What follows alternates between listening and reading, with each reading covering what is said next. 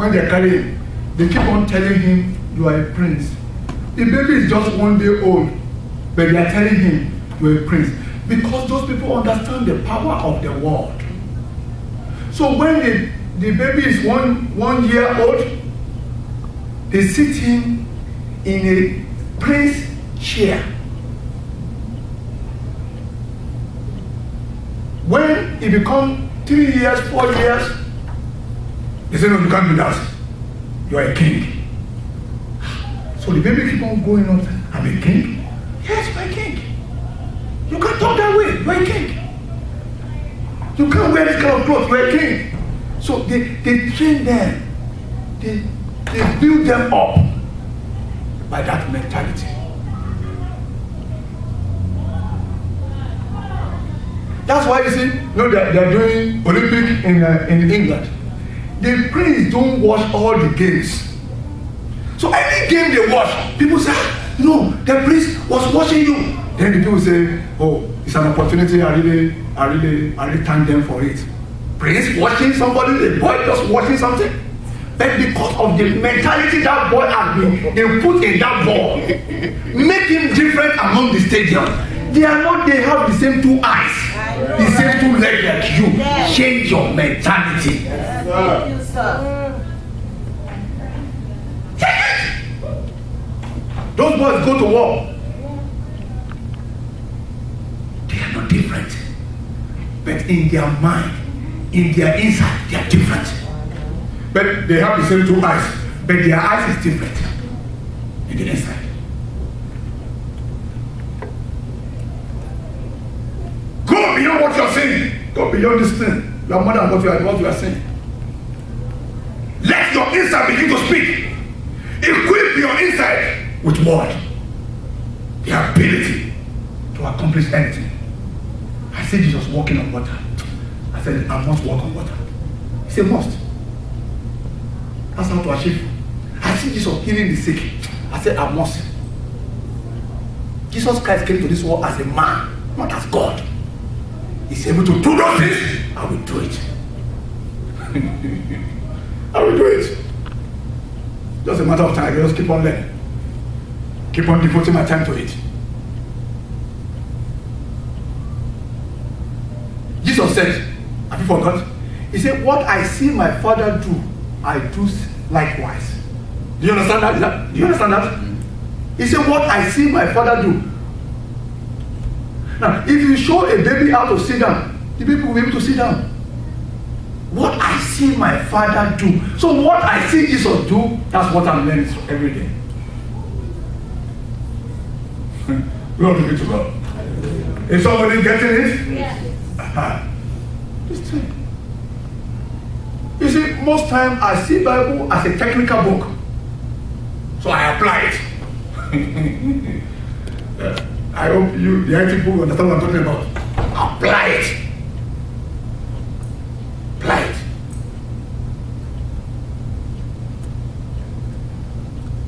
A guy was sharing a testimony one day. It's an IT guy. He said, when I begin to go to church, I realized that the Bible is like a manual, a technical book. He said, so their pastor was teaching them about King Hezekiah. Oh, you are going to die, this and that. And this King Hezekiah rose up and faced the wall and began to say, Lord God Almighty. And God changed his mind. If the word of Hezekiah can change the mind of God, your supervisor managers are babies. Just apply the word. So you say when they apply for a job, just for figure's sake, maybe they say they're going to pay him 70,000, and they say that he was expecting maybe 120, so maybe 50,000 shorter. So they send him an email. So he rose up from his office and went to the staircase. And then say, in the name of Jesus, right now, I command that this thing be changed right now.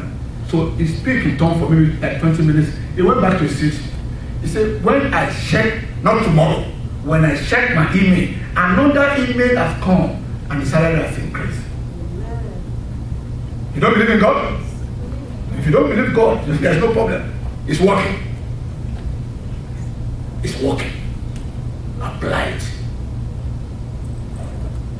I teach in this church about putting your angel to work. And one sister, she's a doctor. Then she said, anytime he said, Pastor, that thing is in my heart. So when there is crisis, problem, go on in the emergency, I will just say, now angels, now I'm the one on duty, so everything now be still. Everything will be still until close. I'm telling you of somebody you know, I'm telling you. He says, oh, please, this thing works. But if you don't do it, it doesn't work. We are here in this place to change this place. Not to come and don't do church and preaching to you every Sunday. That's why you don't bring people here to feed this place. Just want to be taking it, and you're not using it.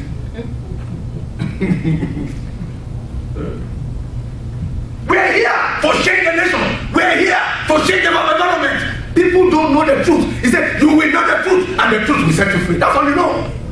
People think they know, they don't know. They don't know. Think they don't know the truth. Think they know, they don't know. They don't. Glory be to God.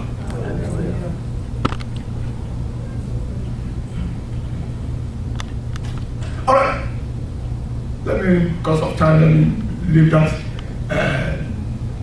Deuteronomy 28 there. But if you read it there, it tells you one after where it says we take you to. Now let's go to Joshua chapter 1.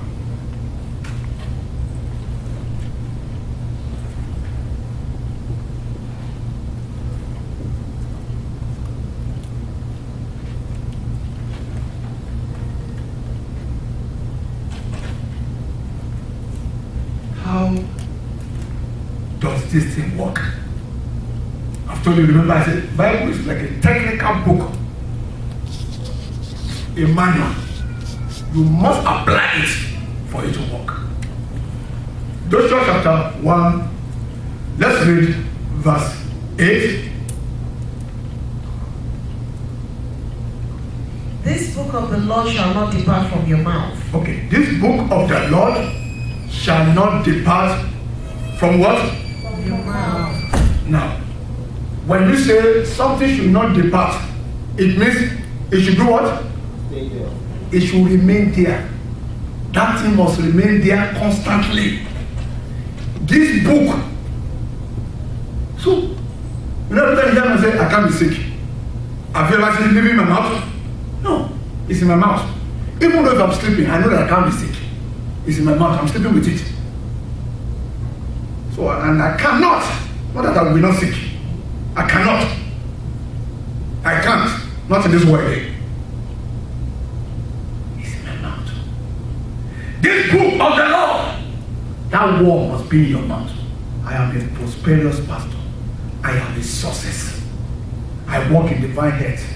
The word of God is inside of me and it's working inside of me. My blood is full of the word of God. My veins, they are what? Moving up and down. The word of God is moving there and there. I have good heritage. I cannot be poor. The word must not depart. Not that you say today, don't say tomorrow. It must not depart out of your mouth. Simple English. The word must not depart out of your mouth. This business is a success. Or this business is going to succeed. You keep on talking to that business. It must not depart. Not that you say it in February and don't say it in March. No. It must not depart. That's the law. The law says it must not depart. Don't try to bend it with your own way of thinking. The law says it must not depart. So keep it in your mouth. That's how it works. Read on. But you shall meditate in it day and night. But you will, which means if you say so much, it will go into your heart, and then your heart will be pondering on it. You meditate on it day and night. It has become part of you. Yes? That you may observe to do according to all that is written in it. Now don't forget what I read to you in Deuteronomy 28. You must observe. It's part of you. It's like wearing your clothes. You must observe to do. If you don't do it, it will never work. It's not knowing it, it's doing it.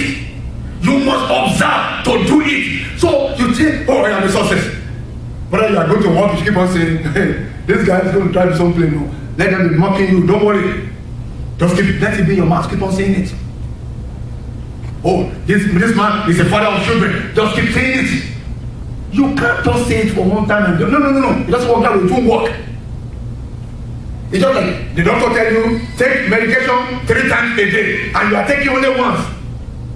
Is it going to work? No. It must not depart of your mouth. You must take your medication. Bible is a medication. Take it. And then you expect the result. Now, you must observe to do. Bible is a doing book. It's not a knowing, just knowing it. No. It doesn't work with just knowing. You must do it. Yes, what did I say after you have done it? For then you will make your way prosperous. Now, he said, now God will make you prosperous. And then... Wait, I'm asking you a question. The Bible says, and God will make you prosperous. No. Is that what he said? No. Some of you say yes. You, when you do it, you have the capacity to make it. Don't come and say, Jesus, come and make me prosperous. No. Do what he asks you to do. Then you have the power to make your way prosperous. Do you understand what I'm saying? Don't pray wrong prayer. Wasting time in prayer is a waste of time. Know how to do this thing. This book, you must apply it. Then you will be able to make your way prosperous. Not God. So then, some people think God will make their way prosperous. No. That's not what the Bible says. If you do what he asks you to do, then you'll be able to make your way prosperous. And then you have a good success.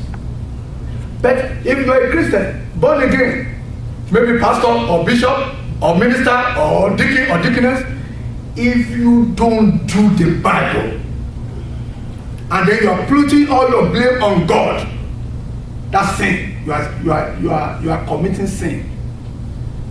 Because you are not doing what he asks you to do. The word must be in your mouth. 1, 2, it must enter into your heart. You must meditate. That means what you are expecting. I told this woman, expect a miracle. So all she's expecting is miracle. It's not thinking what is going to happen. Then she has a good success. That's the way it works. Don't think, pastor is saying that my son is not in America, he's in Jamaica. How can the word reach him there? No. Then when you do it, you shall make your way